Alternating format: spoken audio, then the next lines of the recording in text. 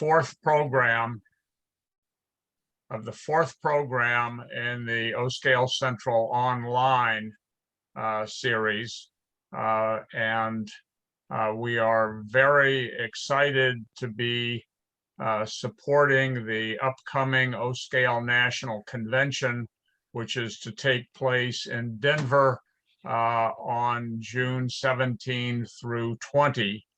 And this program will focus primarily on that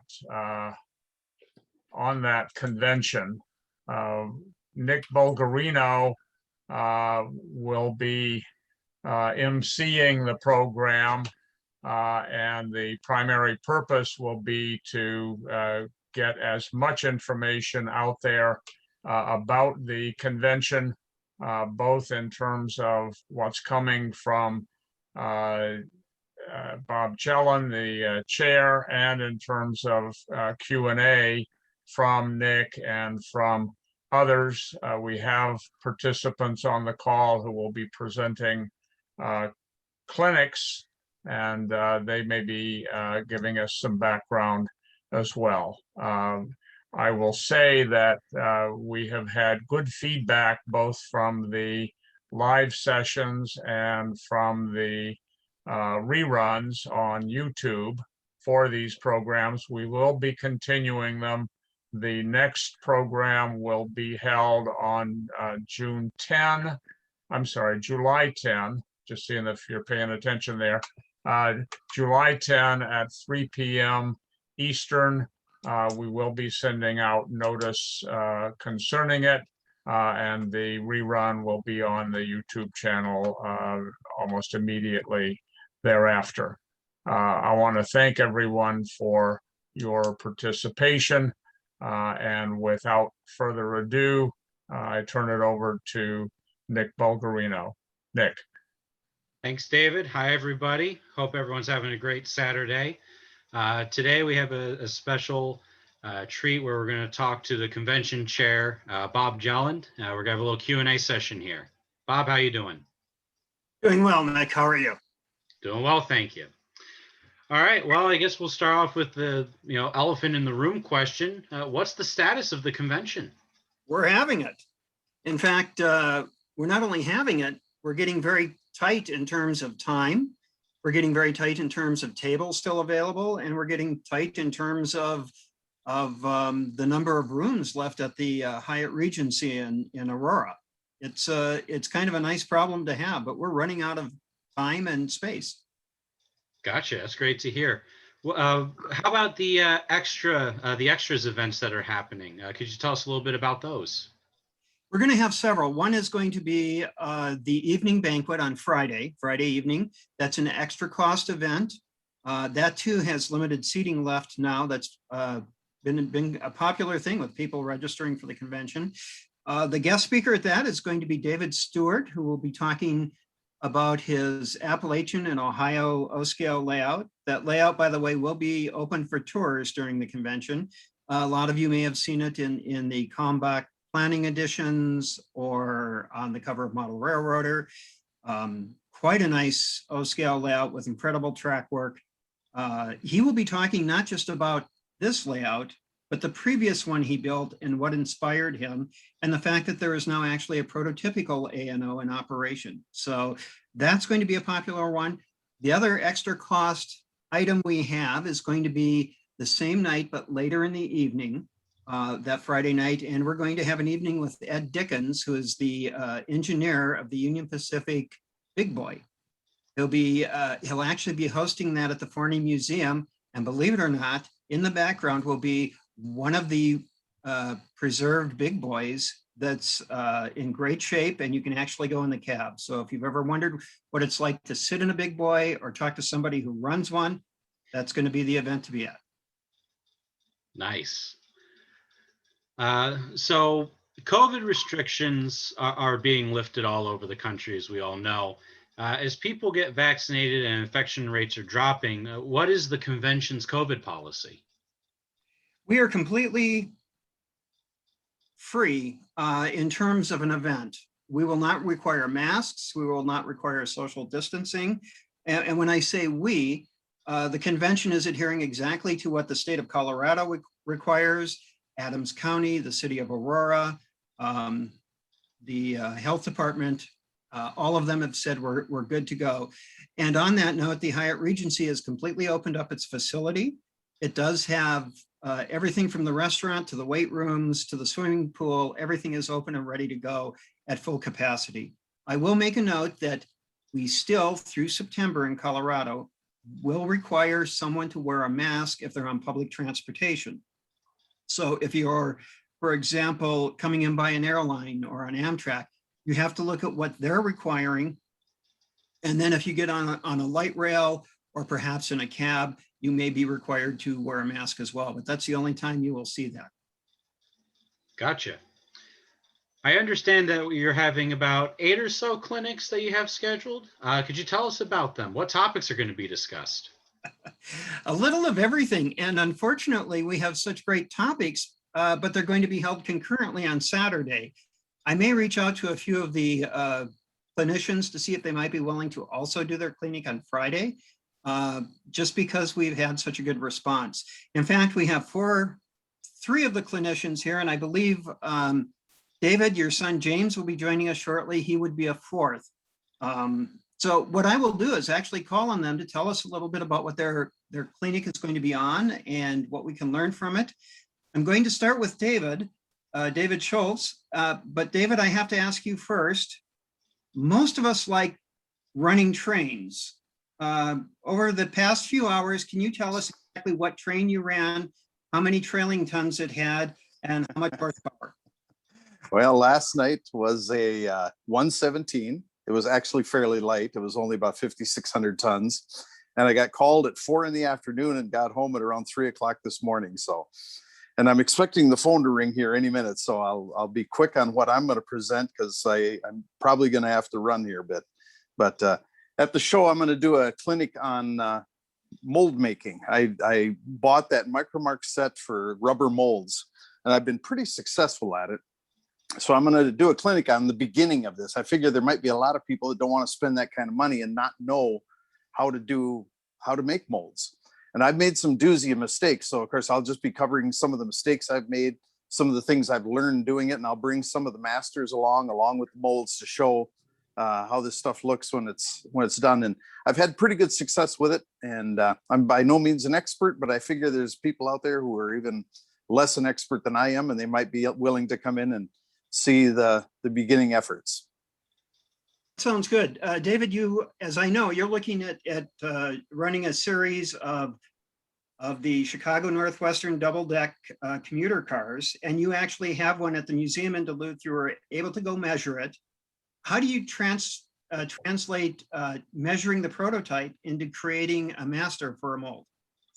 Well, you take the dimensions, and there's a equation. An inch in O scale is hang on here. Let's see here.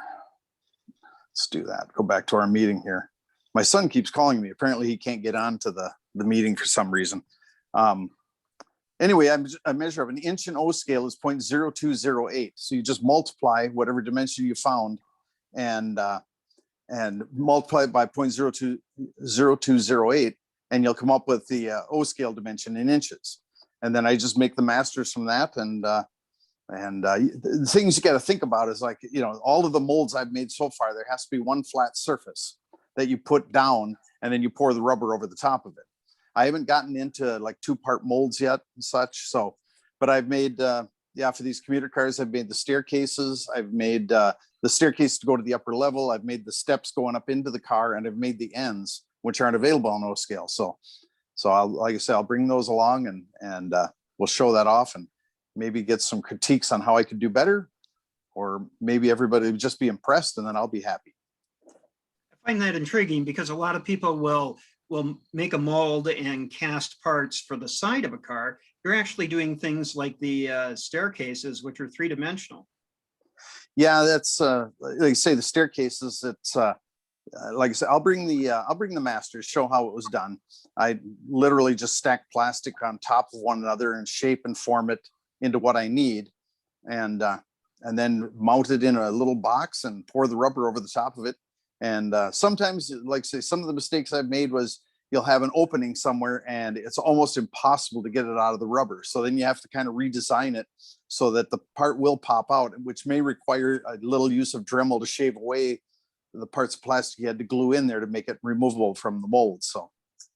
Okay, that's wonderful. Thank you, David. We may circle back to visit with you. On the other hand, if you get a call, we have to remember David runs big trains. Yeah, the big What's ones. the scale again, 1-to-1? Yeah, it's 1-to-1 scale. And I always tell people I'm the softest thing on this railroad. So. And as I understand it, it's a dead rail operation with an incredible sound system. Yep, no DCC required. Hey, Although, David, I did, can you Go ahead. can you try and work with your son to get him on the call? yeah, I will get him. I'll mute myself out of this here, and I'll get him. I'll see if I can get him on there. He lives over in Superior, and the cell signal's bad, so apparently I got to get him to hook onto his Wi-Fi and get on here. But I'll blacken out here for a little bit, and I'll be back with you guys. Thank Thanks. you, David. All right, you're welcome.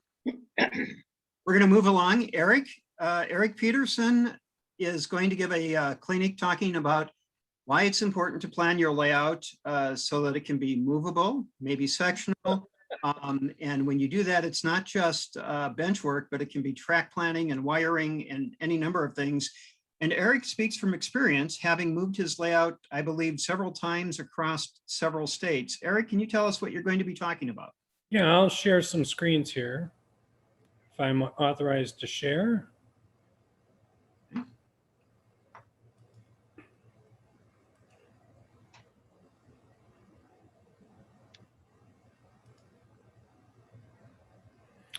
So trying to get it to, there we go. So my clinic's about sectional construction and my experience with it. It saved me a tremendous amount of work and it speeded up my moving. I've had layouts in 5 basements and 2 garages. And so you'll find out answers to when and where was this O-scale layout initially? And when and where was this layout? And what happened to this layout section? And what is this all about? And what are these people doing? And what are these for? So it's all about my experience moving the layout, and especially this last time, moving from Florida to Carmel, Indiana, and we're expanding the layout this time and once again setting up the sections and reusing almost all of the layout from prior setups. So that's my story. Let's see, what do we got here? And so all these questions will be part of the clinic. And also because I've worked in the 1-to-1 ratio for a while, be able to answer any questions or try and answer questions about prototype railroading, especially on the right-of-way bridges and signal side of it. Hey, thank you, Eric. I am looking forward to that. I had a chance to visit Eric's home layout earlier this spring and was just, he might have thought I was being rude because instead of talking to Eric, I was spending all my time taking pictures of the underside of his bench work. And he's thinking, but it's the scenery on top and the locomotives you really want to appreciate. And for me, it was the engineering behind it. So I'm looking forward to that presentation as well. We're going to move on to Bob. Bob is going to talk about Atlas O in particular, and its line of billboard reefers. Billboard reefers, I have a special affinity for those because many of them reflected a small hometown creamery, co-op creamery, or they might have reflected certain businesses that you otherwise would not have ever heard of or known of unless you saw the car go by. Bob, tell us a little bit about your presentation. My presentation will be, I will have the actual blueprints from the railroads. and have them on display there. I will not be bringing any of Bob Wagner's billboard reefers, which he hand painted. With the drawings I'll have a key. And from that, I gave Atlas the drawings on these cars, and the key gives you the coloring of all parts of the car. Best way I can say on both Pullman and American Car and Foundry, they use the same idea of a pattern on the side of the car, and they dusted the side of the car with this, and it was paint by numbers, really. And that's how they did all the reefers. When you lease the car from the railroad, you lease the side of it. The big problem came, and while they banned them eventually, and now they're back in again, the Tropicanas, for example, was Swift could wind up at Hormel, and they'd be packing their beef, and people would be wondering why they're getting a Hormel car with Swift food in it. So that was the big controversy on that. The only time that it was different is when the cars actually were built and leased to them as far as the entire car for shipping. And those cars would go across country. From the San Fernando Valley all the way through New York and Boston, it took them 5 days to move a train. This was done in the 1930s as far as that. And in the 20s, they actually had relays set up with icing houses, and they knew the temperatures along the way, so they could set the pitch of the vents on the roof of the cars. And this was all done mechanical, just by telephone or telegraphy on the thing to go ahead and get the cars through. So it's an interesting thing from the cars, how they produced it, how they got it to market within 5 days, and knew the price of the produce within 3 cents that would be marketed. I'll be doing that. I'll show a bunch of different reefers as far as that, and open it to questions. Sounds good. I think everybody at the convention is going to have just be curious and want to be able to sit in and learn more about that. I have a number of, I think 45 of the first book that was brought out about the real things, and I will have them to be given out at the clinic. Well, that's wonderful. That's so nice. Thank you, Bob. I see James has joined us. Atlas is giving you those cards, free. Okay, perfect.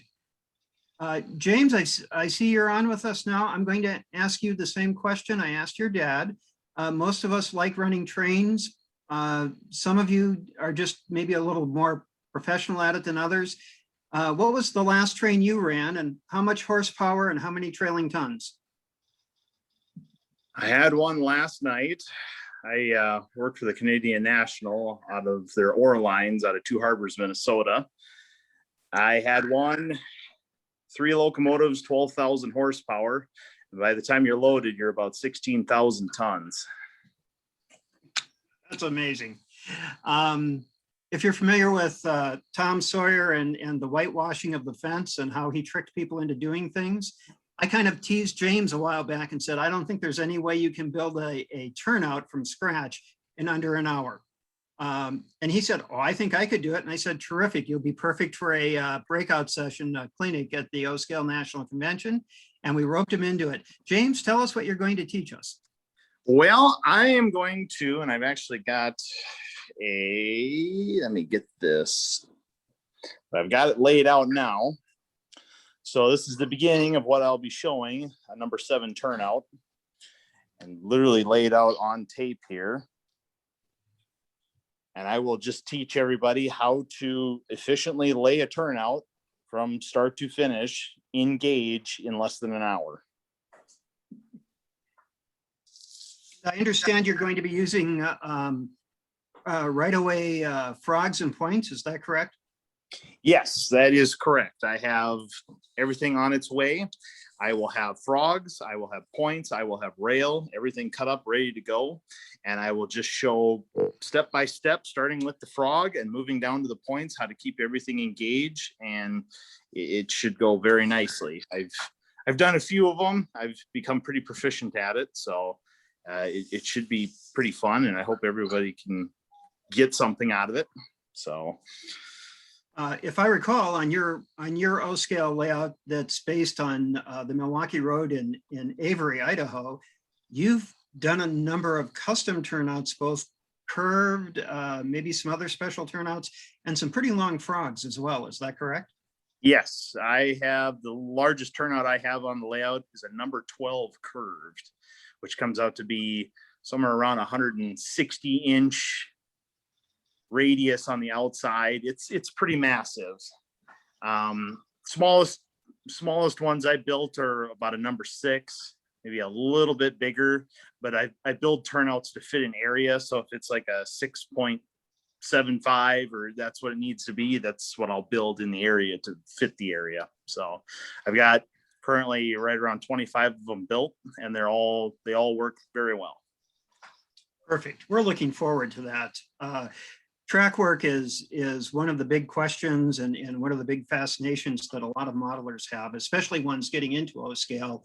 And I think you're going to show how easy it is to do your own turnout, the parts available, and the tips you've learned that will help others gain experience through you rather than having to do it piece by piece. We do have one other clinician on, and I don't know that many people knew that, but Nick is going to be talking about getting started in O scale and also how to do it on a budget. Nick, tell us what you're going to share with the people who show up for your clinic. Sure. So I'm going to be talking about essentially what the title is, getting started in O scale and how to do it on a budget. One of the big misconceptions that people who don't know about the scale is that it's very expensive and it's hard to get started in because there's not a lot of resources available. Well, that's just not true. And at 25 years old, I've gotten pretty well versed in O scale, what's out there. And if I can do it, I'm sure other modelers can do it as well. So I'm here to share what I've learned on that. So educating yourself on all things O scale, getting started, what kind of equipment are you going to get? Where are you going to find it? How do you get in touch with other O scalers? There's more of us out there than we think. And then of course, where to find stuff. So that'll be what I'm presenting on. There's going to be a lot of back and forth, talking with other people about their experiences, because really what I find when I talk with people about getting started in O scale, it's all about their stories, their experiences, and we want to share as much of that as possible, because not one person's experience is the same as another's. So. Okay, well, we're going to be looking forward to that too.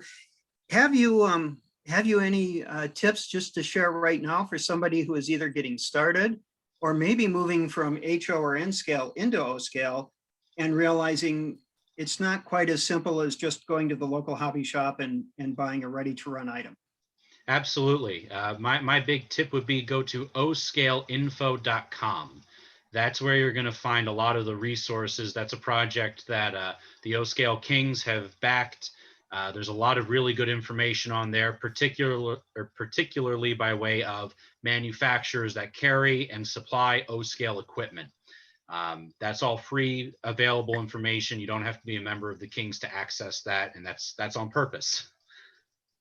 That's good. So this is we have, I believe, all of the clinics posted on the website. And there's not going to be a limitation on, say you don't need to sign up. We're not going to say we have 10 chairs, that's it. If you weren't signed up, you don't get to see it. The clinics will be set up so that we'll be able to handle up to crowds of about 30, which I think will be close to the maximum we'll have. All of the clinics will be on Saturday, starting at 9 a.m. or did I have it at 10? 10 a.m. I believe, and going through till the last ones will begin at 3 p.m. I will be checking to see if some of these could actually be done on Friday, just because I think there are so many good ones. People are going to want to, we don't want to put them in a position where they have to pick this one or that one. We'd like to give them a chance to see several of these. So we'll see if we can set that up. Gotcha. Before we move on, give us again the dates, give us the location, and give us the website where all this good information is going to be found. And I understand there's going to be a Q&A before the convention convenes. If you can give us that information as well, it would help. Start with the Absolutely, website. David. Yep. To start with, the convention runs June 17th through the 20th of this year at the Hyatt Regency in Aurora, Colorado, which is about midpoint between the Denver International Airport and Union Station downtown. It's on the A line, which is our light rail commuter line. The motel runs shuttles, so they'll be able to pick you up if you're coming in that way. It's right off the major highway if you're driving in. The 17th, Thursday, is going to be the day that the vendors set up their tables. Friday and Saturday will be the sales days. And then Friday night, we are going to have the banquet where David Stewart will visit about his Appalachian in Ohio. We'll get to hear from Ed Dickens, the engineer of the Union Pacific. Saturday on the 19th, that will be the day we have the contest, the model contest. By the way, those rules and registration form and the judging sheets are all on the website. So if you want to take a look at how that's going to be handled. And we have the clinics will be held all of those days, or I'm sorry, all afternoon, morning and afternoon during that day on Saturday. Sunday is going to be the day we have set up for layout tours. Although I will say some of the layout tours may be available on Saturday night or even Thursday night. You'll want to check the website for that. Website, by the way, is oscalenational.com. And that has all the information. We also have a Facebook page. If you want to look at some of the latest updates, just type in O-Scale National Convention in Facebook and you can see items there as well. The cost is $45 per family up to the age of and through 16. So that's, husband, wife, spouse, partner, whatever, and children up to that age. Table rental is $55 per table. We're running out of tables. The motel has only so much space and so many tables. We're actually getting very close to bumping into we're going to have to just cut it off and say no more. The same with the motel rooms. If you go to the Hyatt Regency link on the O-Scale National website and register, we're getting down to just the last couple of rooms that are available in that room block at a special rate. The rate is $124 a night. That includes free parking. And the other thing that I would mention about the convention is we're getting short on everything. So if you're planning on going, don't wait. If you show up, that's terrific. We'll have room for anybody who wants to come in to the convention. But if you want a table or a motel room, you need to act now. One other thing is we're going to have several operating layouts at the convention. And if you go to the Facebook page right now, you're going to see some incredible pictures of the Longmont Terminal and Northern that's sponsored by the Colorado O-Scale Group, O-Scale Modelers. And you'll see some pictures of Eric Lindgren's bridge module. If you want to see just how realistic O-Scale can be, look at those photos. It's amazing.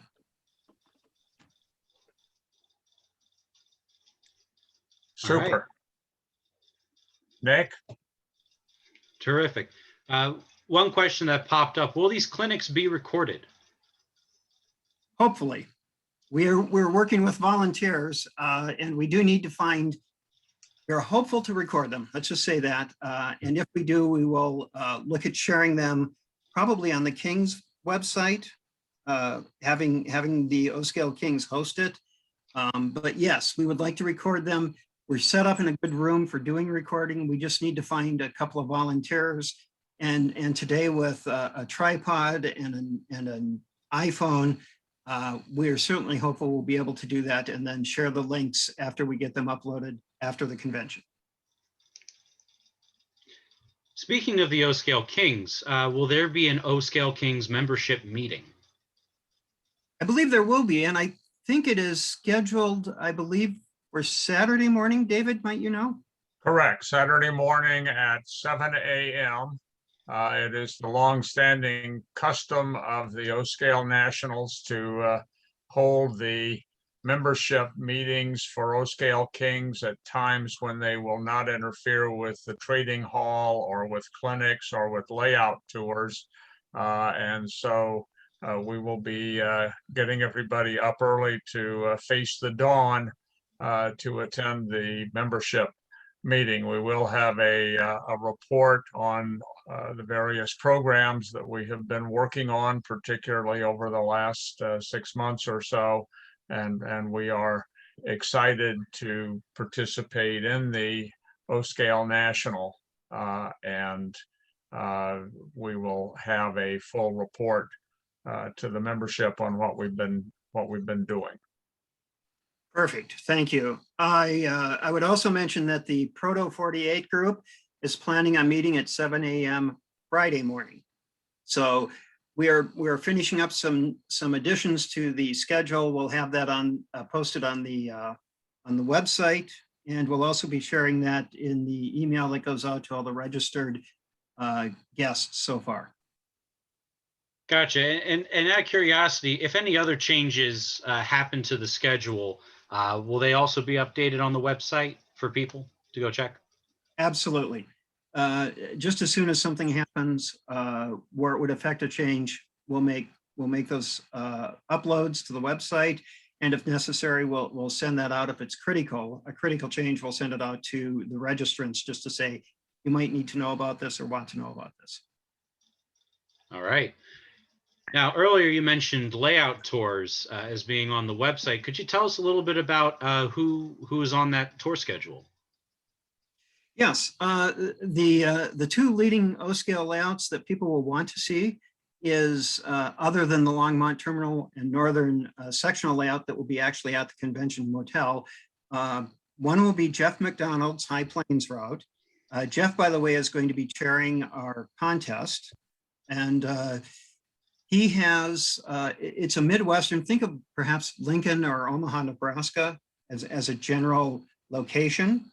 And think, like many in that transition era, steam and early diesel, mail trains, but he has a highly detailed layout. All the scenery is there, the lighting is there.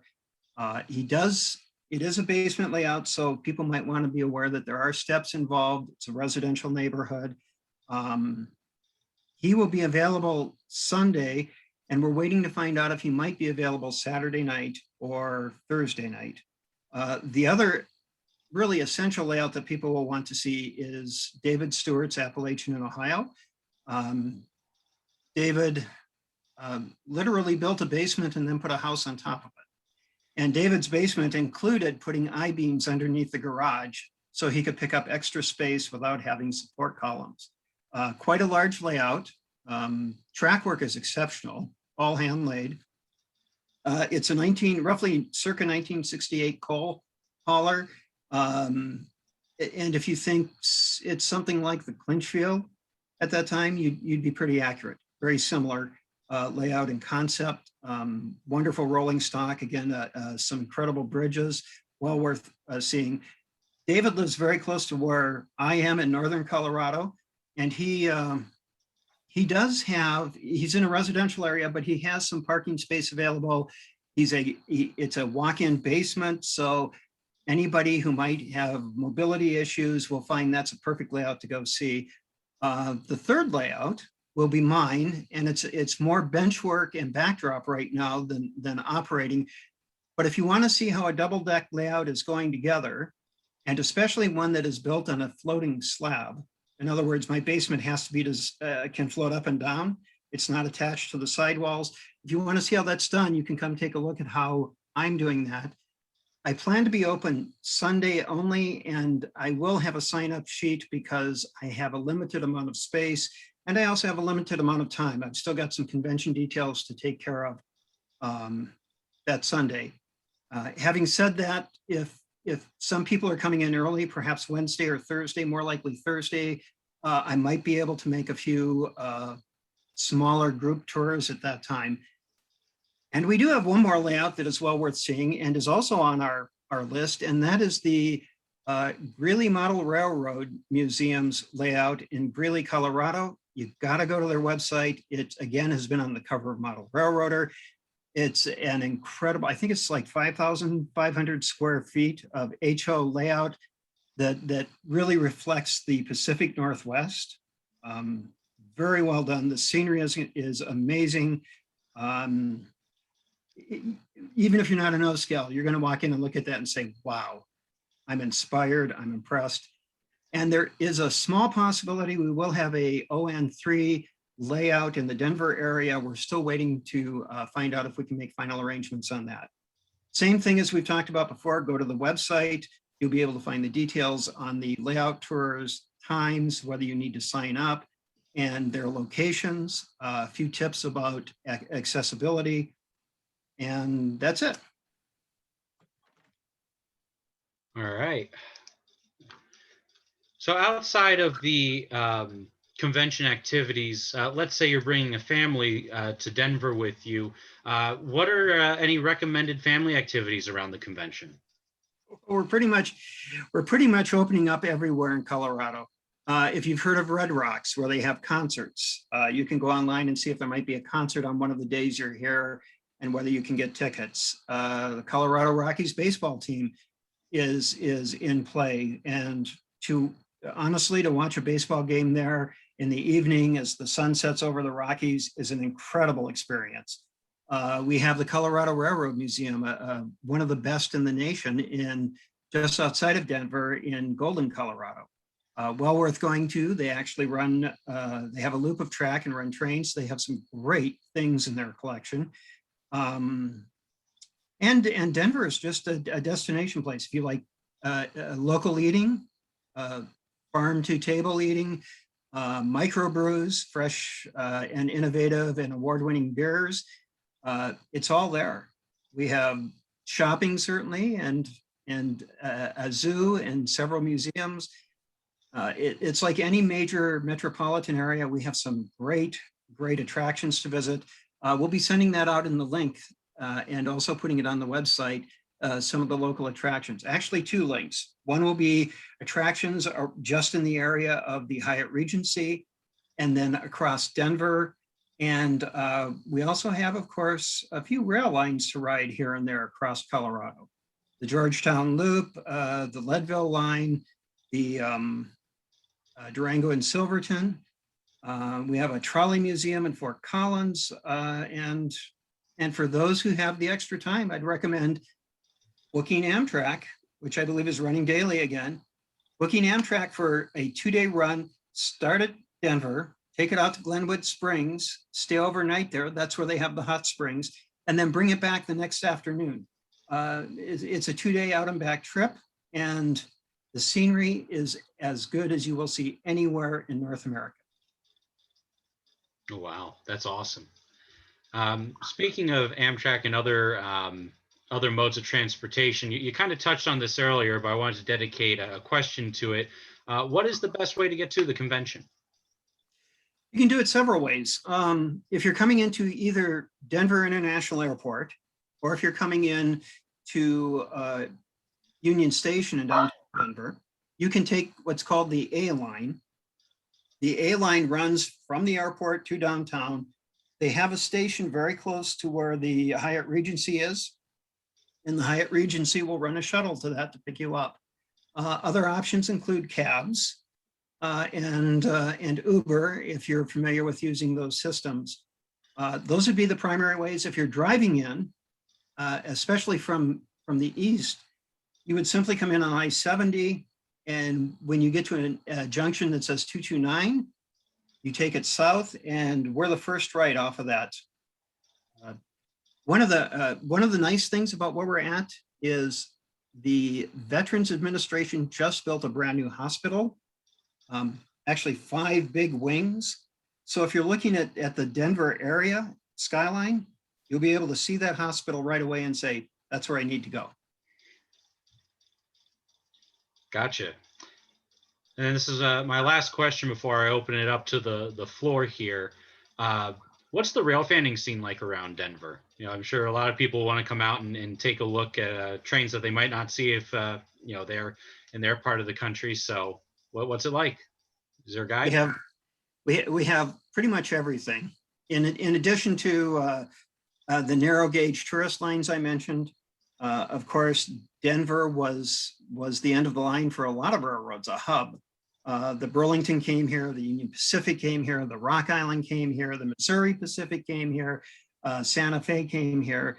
It just seems like everybody wound up in Denver. Many of those lines are still in service, either now through Burlington Northern Santa Fe or through Union Pacific.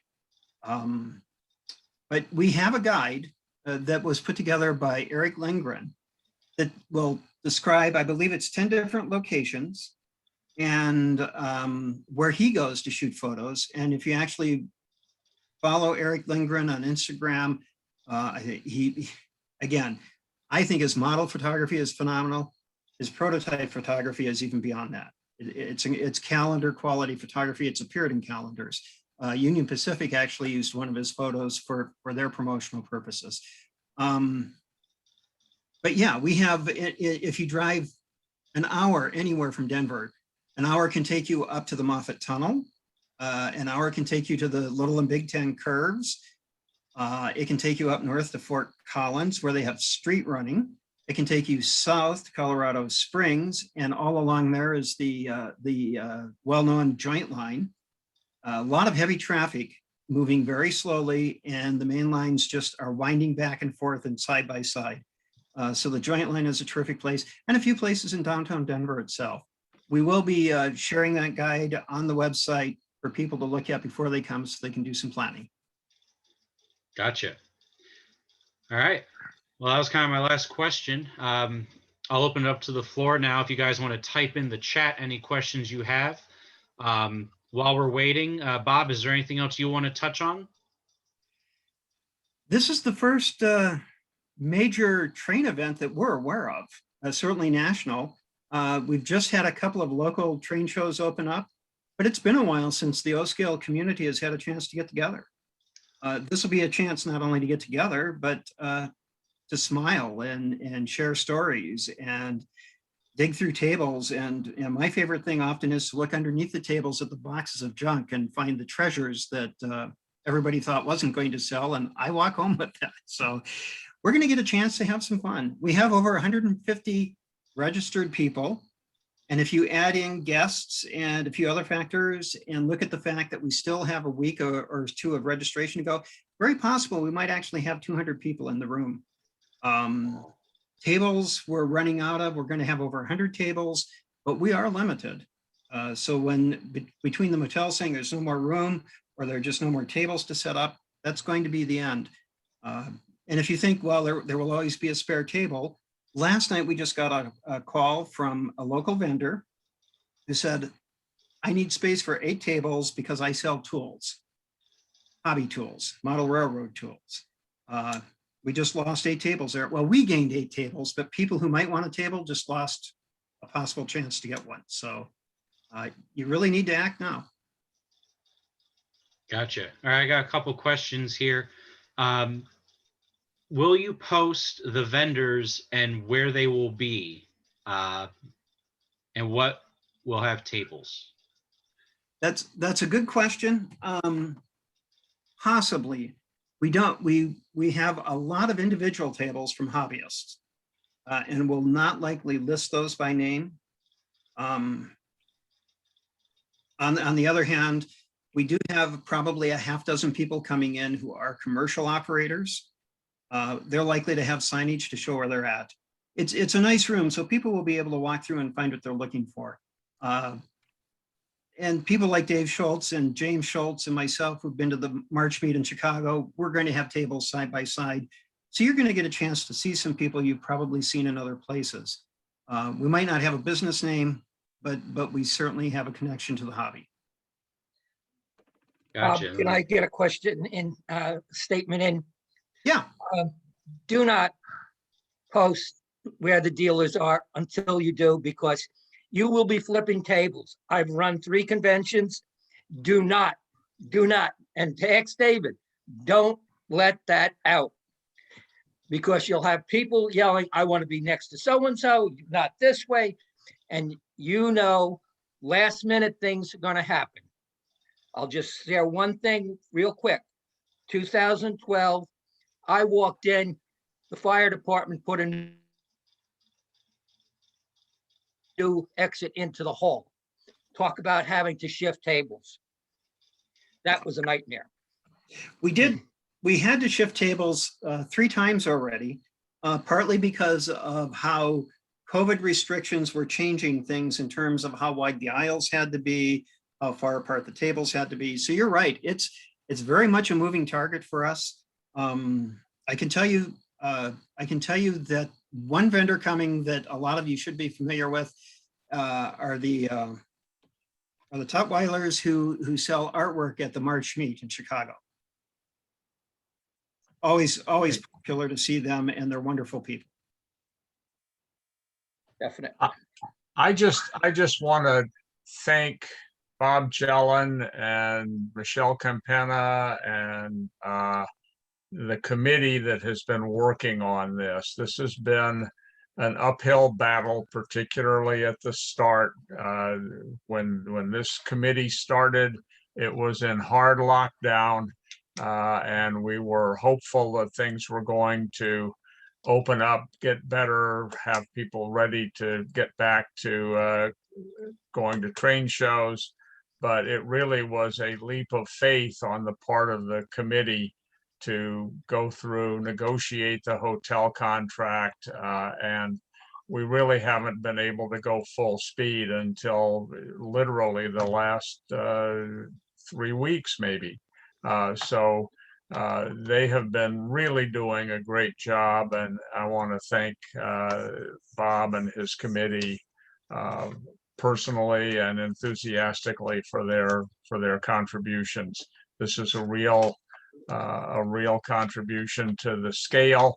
We're going to make as much use of video as we can, so that this is beyond the convention. We want to have an impact from the people who are there, the products they're selling, the layout tours, and so on. So this is a great thing that Bob and his group have been doing.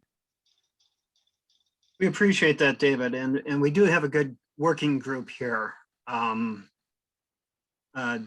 Eric Lindgren, John Gardberg, who by the way, don't take this out on him, has a 3-rail layout in his basement. So he's got the scale right. He's just got that one small issue. We're not going to hold that against him by any means because of the amount of work he's done in this show. He works with the Rocky Mountain Train Show, so he knows hotels, he knows table arrangements, he knows working with the fire marshal. If we need extra tables, he's going to be able to get them. Michelle is the executive director of the Colorado Model Railroad Museum. She is phenomenal in the connection she has, both in the prototype and in the model industry itself. It's just, they're great people. And I would be remiss if I didn't say I've benefited greatly, we've all have, through the advice and insight and wisdom and work of the Kings, the members of the O-Scale Kings, and also, which would include David and James Schultz here, the people who are putting together the March meet to carry it forward, have also been in the background sharing their advice and insights. It's a group effort. We're going to get together. We're going to have fun. Terrific. Thank you. If there's nothing else regarding the convention, I do want to have, as we customarily do, a short time for good and welfare from the participants, and in particular, I see that Dan Dowdy, who is the publisher and editor of O-Scale Resource, is on the call. And if you're going to get the pulse of O-scale, listening to whatever Dan might want to tell us is a good way to do it. If you can unmute yourself, Dan, and give us whatever insight you might have. And I can't help but notice you've got a beautiful passenger car in the background on your. I'm still recovering from last weekend. Yes, yes. It was a fantastic time. Yeah, we'll be out there. We're going to cover it for the magazine. The magazine goes out the end of the month, so the convention will be on that issue. We'll do the photography, we'll do the stories, and get back here, edit it, and get it out in the next issue, as well as hopefully the contest winners too. We want to cover that. But I've had a lot of comments on the National. I've been telling people about it. One question we did have is the banquet. Is there still banquet room available? Because if not, we want to pull it from the website. Or if it's still going, that's fine. I do have a couple of people that don't have internet. And they called me a few times. Well, can I still get to go to the banquet if I don't go to the dinner? Or yada, yada, yada. So maybe you can give me that and I can get back to some of these people. So I guess the question is, can you go to the banquet? I'm sorry, can you go to see the speaker without paying for the banquet? And is the banquet still available? Okay, I can answer that. The banquet is limited to people who have tickets. So it's not like you can go in and have a galley in the back to watch. You will have a ticket for the banquet. There are a few seats available. And when I met with the hotel last week, we were down there and did a walkthrough of how the table layouts would be and how people will move and where registration will be. Our contact there said, if necessary, we can add 8 more people to the banquet now because we're allowed to put in one more round, one more table. If people will, if there are seats open, they will have the option of signing up for that the day of the convention or at the convention. But there aren't that many seats left and you do need a ticket. All right, good question. Are there other questions, comments that people have? Another question that came in, speaking of the banquet, is do you know what's on the menu for the banquet? What'll be served? That's one of our moving targets. We've talked about having a taste of Colorado. We're looking at potentially a Southwest chicken with a vegan option. We're still working out the final details of that and won't have that until this week. But it's not like you will have several choices for entree simply because of the cost factor. We were originally looking at beef, and right now beef is in order to make it actually break even, we'd have to charge even more. So that's where we're at. Are there actually vegan O-scalers out there? That's shocking. We don't know. Must be the spouses. It's just always good to have about 3 to 5% as an option. With the motel, that's the number we're using. I personally have never met one, and to be honest, I don't think I've ever met an O-scaler who has never passed on beer for anything else. But we'll have beer available too, but that'll be on your own ticket. An O-scale vegan is somebody who takes his steaks medium.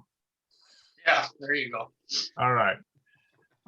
Is there anything else that we need to cover? We'd like to keep this an hour or less, and we are running up on that. If there is, David, I do have one thing. go ahead. At this convention, not everybody likes to enter something in the model contest, but they still like to show it off. Something they put together. We are having a show and tell area. So if you have anything you want to bring just to say, hey, this is half built, this is really cool. We actually have Leonard Carey Williams bringing a live steam locomotive from the 1950s to put in the show and tell area. So if you have something just wacky or wonderful you want to share, bring it with and a brief description, and we're going to let everybody get a chance to see it. Terrific. oscalenational.com for more information. Things are getting tight, but registrations are still available.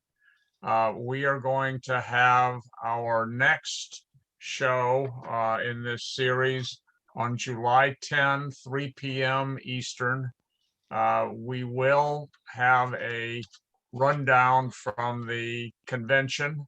If clinics are recorded, we may try and show at least excerpts from them. But the best way to get the benefit of the convention is to be there.